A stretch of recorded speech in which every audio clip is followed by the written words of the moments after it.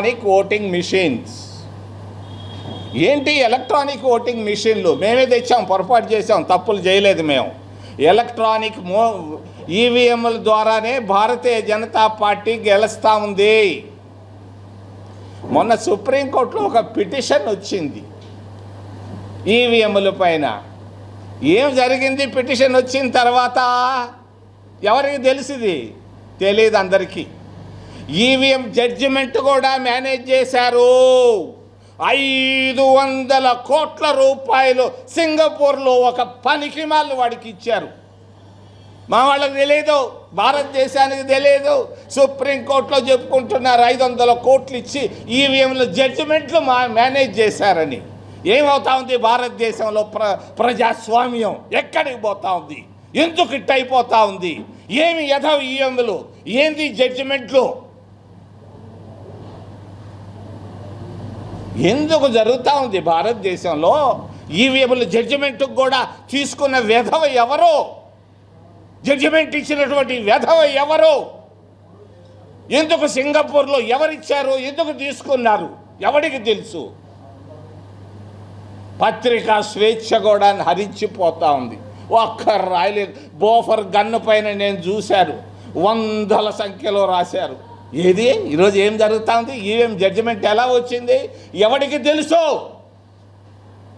ఈ విధంగా భారతదేశ ప్రజాస్వామ్యం నాశనం అయిపోతూ ఉందని తెలియజేస్తూ, ఆంధ్రప్రదేశ్ రాష్ట్రం ఏంది? ఆంధ్రప్రదేశ్ రాష్ట్రం రాత్రి ఏం జరిగింది? అనంతపూర్లో సెంట్రల్ యూనివర్సిటీలో విద్యార్థినులు ఆడ అమ్మాయిలు, చదువుకుంటున్నట్టు అమ్మాయిలు బాత్రూమ్కి పోతే ఫోటోలు తీస్తున్నారు అర్ధరాత్రి పూట నిచ్చెన వేసుకొని. ఏమవుతా ఉంది ఆంధ్రప్రదేశ్ రాష్ట్రం? నేను అడుగుతున్నా మా ఊరబ్బాయి చంద్రబాబు నాయుడిని, నాకు 50 సంవత్సరాలుగా తెలుసు. అనంతపూర్లో అర్ధరాత్రి అమ్మాయిలు పోతే, బాత్రూమ్ పోతే ఫోటోలు తీసేది ఏందిరా బాబు? చంద్రబాబు ఎక్కడున్నావు? ఏది నీ పరిపాలన? ఏం చేస్తున్నావయ్యా? ఎందుకయ్యా ఈరోజు తిరుపతికి వెళ్తున్నావు? ఒక ఏదో కాంట్రాక్ట్ ఇచ్చేదానికి, ఏదో కాంట్రాక్ట్ తీసుకునేదానికి ఒక మహారాష్ట్ర ముఖ్యమంత్రి రావాలనా?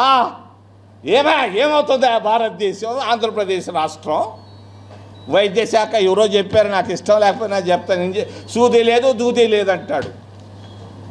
ఏమవుతా ఉంది? కరోనా లాంటి జబ్బు వస్తూ ఉంది. ఏం చేస్తుంది ఆరోగ్య శాఖ? ఏం చర్యలు తీసుకుంటా ఉంది? బడ్జెట్లో ఏం చేస్తున్నారు మీరు? మరి వెనుకబడిన ప్రాంతాలు, రెండవది రైతుల సమస్యలు భయంకరంగా ఉన్నాయి. ఆత్మహత్యలు చేసుకుంటున్నారు సైలెంట్గా. ఈ మిర్చి రైతులు ఏమైపోతున్నారు? ప్రక్కనే గుంటూరు జిల్లాలో. టమాటా రైతులు ఏమైపోతున్నారు?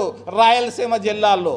వరి రైతులకి, ధాన్యానికి మరి డబ్బిస్తా అన్నటువంటి ప్రభుత్వాలు ఏవైనాయి? మరి రైతులకు 20,000 రూపాయలు ఇస్తానటువంటి ఆంధ్రప్రదేశ్ ముఖ్యమంత్రి ఎక్కడున్నాడు? ఏం చేస్తున్నాడు? ఓ ముఖ్యమంత్రి, రైతులకు మాట చెప్పి తప్పినటువంటి ఓ గొప్ప ముఖ్యమంత్రి, రైతుల సమస్యలు పరిష్కరించవయ్యా. మొన్న ఎక్కడో విజయవాడలో ఒక హోటల్కి వచ్చాం, మాట్లాడాం.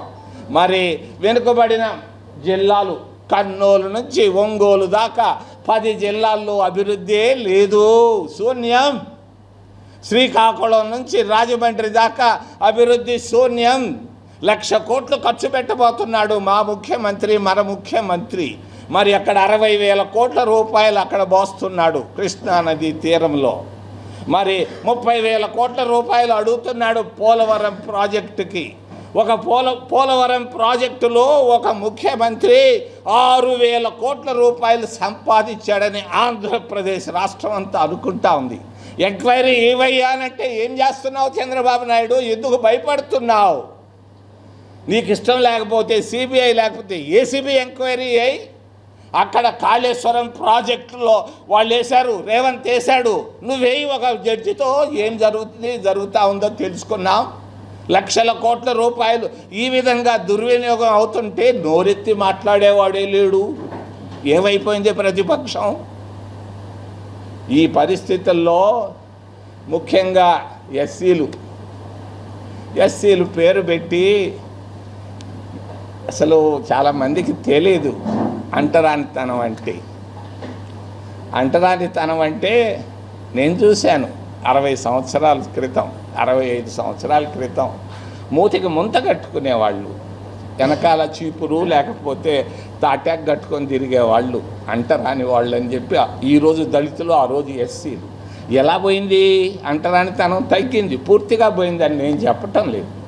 మహాత్మా గాంధీ గారు సౌత్ ఆఫ్రికాకి వెళితే ఇక్కడ నుంచి కూటిక లేక సౌత్ ఆఫ్రికాకి వెళ్ళారు కొంతమంది అంటరాని వాళ్ళు ఆ రోజుల్లో. అక్కడ తెలుసుకున్నటువంటి గాంధీ గారు మచిలీపట్నం తెలుసుకొని దేశమంతా తిరిగాడు. రెండు విషయాలు మాట్లాడాడు: అంటరానితనం నిర్మూలన, దేశానికి స్వతంత్రం. ఈరోజు అంటరానితనం తగ్గింది, కొంతవరకు, పూర్తిగా తగ్గిందని నేను చెప్పటం లేదు. ఎస్సీలకు రిజర్వేషన్లు ఇచ్చాం 15%, కాంగ్రెస్ పార్టీ ఇచ్చింది. మరి 7.5% రిజర్వేషన్లు గిరిజనులకు ఇచ్చాం, కాంగ్రెస్ పార్టీ ఇచ్చింది. 27% రిజర్వేషన్లు సోనియా గాంధీ చచ్చిపోయినటువంటి మా మహారాజు అర్జున్ సింగ్లు కృషి వల్ల 27% రిజర్వేషన్లు ఓబీసీలకు ఇచ్చారు. ఈరోజు ఓబీసీల స్థితిగతులు ఏంది? నేను నిన్న ఒక పెళ్ళికి వెళ్ళాను, ఏముంది అక్కడ? సున్నా. ఆర్థిక పరిస్థితులు, వెనుకబడిన వర్గాల ఆర్థిక పరిస్థితులు అధ్వానంగా ఉన్నాయి ఆంధ్రప్రదేశ్ రాష్ట్రంలో.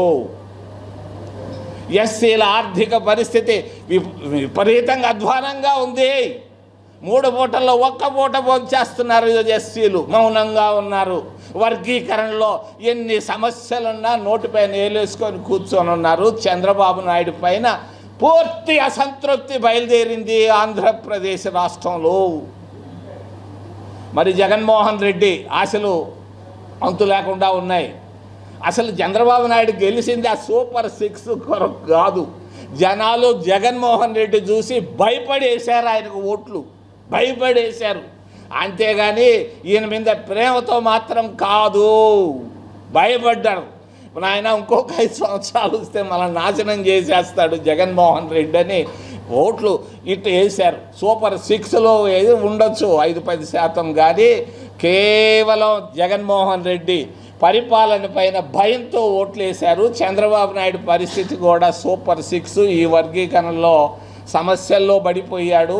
విపరీతమైనటువంటి అసంతృప్తి గ్రామాల్లో బయలుదేరింది. రైతుల్లో అసంతృప్తి ఉంది, మహిళల్లో అసంతృప్తి ఉంది, విద్యార్థుల్లో అసంతృప్తి ఉంది, ఎస్సీల్లో అసంతృప్తి ఉంది.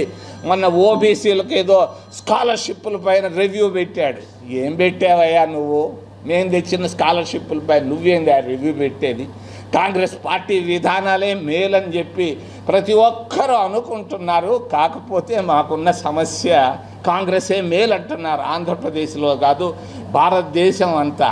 కాకపోతే మాకు కొంచెం పొలిటికల్ స్ట్రాటజీస్లో మేము ఫెయిల్ అవుతున్నాం, ఇది వాస్తవం. ఏదైనా ప్రశ్నలు ఉంటే అడగమని మిమ్మల్ని చేతులెత్తి ప్రార్థిస్తున్నాం.